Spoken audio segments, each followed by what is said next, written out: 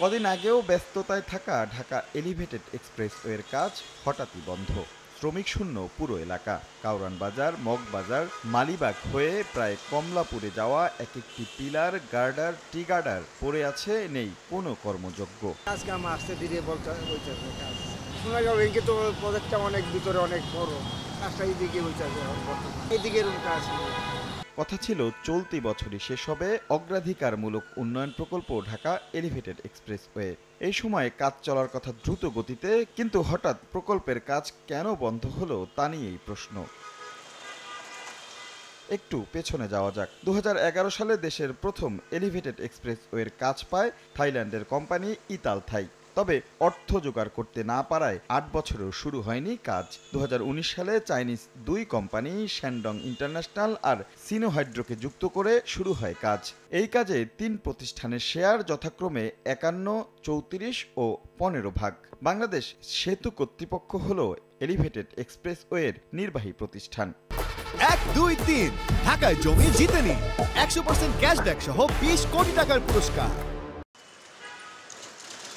প্রকল্পের চুক্তি অনুযায়ী নির্মাণ ব্যয়ের 73 ভাগ যোগান দেবে বিনিয়োগকারী প্রতিষ্ঠান, আর 27 ভাগ দেবে বাংলাদেশ সরকার। কিন্তু এরই মধ্যে ঠিকাদার প্রতিষ্ঠানের মধ্যে চলমান দ্বন্দ্ব গিয়ে পৌঁছেছে আদালতের গোড়ায়। ফলে বন্ধ হয়ে যায় নির্মাণ কাজ, সেই সঙ্গে ঋণ সহায়তা বন্ধ করে দিয়েছে ঋণদাতা দুই ব্যাংক।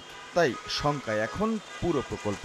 দুই পক্ষের বাইরে তো একটা ঠিকাদার কোম্পানিও রয়েছে, সেই ঠিকাদার কোম্পানিকেও আমরা অনুরোধ করছি এবং দুই পক্ষকে আমরা অনুরোধ করেছি, লিখিতভাবে করেছি, তারা যেন কোনোভাবেই কাজটাকে বন্ধ না করে, কারণ এটি একটি মানে শেষ তাড়াতাড়ি আমরা করতে চাই নির্ধারিত সময়ের মধ্যে। কিছুটা কমে গিয়েছে কাজের গতি তাদের মামলা এবং আইনগত জটিলতার জন্য, কিন্তু কোনো কোনো জায়গায় কাজ করছে তারা। চুক্তির শর্ত মতে কোনো প্রতিষ্ঠান অর্থ জোগাড়ে ব্যর্থ হলে বাকি প্রতিষ্ঠান চাইলেই তার শেয়ার নিয়ে নিতে পারবে। তাই সেদিকেই আগ্রহ চীনা প্রতিষ্ঠান দুটির। অন্যদিকে অর্থ জোগান না দিয়েই নিজেদের শেয়ার ধরে রাখতে চায় ইতালথাই। কিছু আইনগত বিষয় নিয়ে মামলা রয়েছে, সেই মামলাটি চলমান থাকার কারণে দুটো জায়গায়, একটি হচ্ছে আরবিট্রেশন কেস হয়েছে এবং সেটার পাশাপাশি বাংলাদেশি আদালতেও তারা মামলা করেছে, যেটি হচ্ছে যে থাইল্যান্ডের একটি কোম্পানি এবং চাইনিজ একটি কোম্পানির মধ্যে। এই মামলার ফলাফলের উপর ভিত্তি করে পরবর্তী পদক্ষেপ হয়তো নিতে হবে।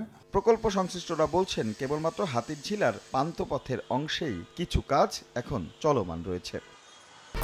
1, 2, 3 ঢাকায় জমি জিতে নিন 100% ক্যাশব্যাক সহ 20 কোটি টাকার পুরস্কার। বন্ধ পড়ে থাকা এসব মেশিনই এখন সাক্ষী দিচ্ছে সরকারের সর্বোচ্চ গুরুত্ব থাকা এই প্রকল্পের স্থবিরতার। অসহায় সেতু কর্তৃপক্ষ, যেহেতু আদালতে গড়িয়েছে দুই ঠিকাদার প্রতিষ্ঠানের রশি টানাটানি, তাই এখন তারা তাকিয়ে আছে সেই রায়ের দিকে।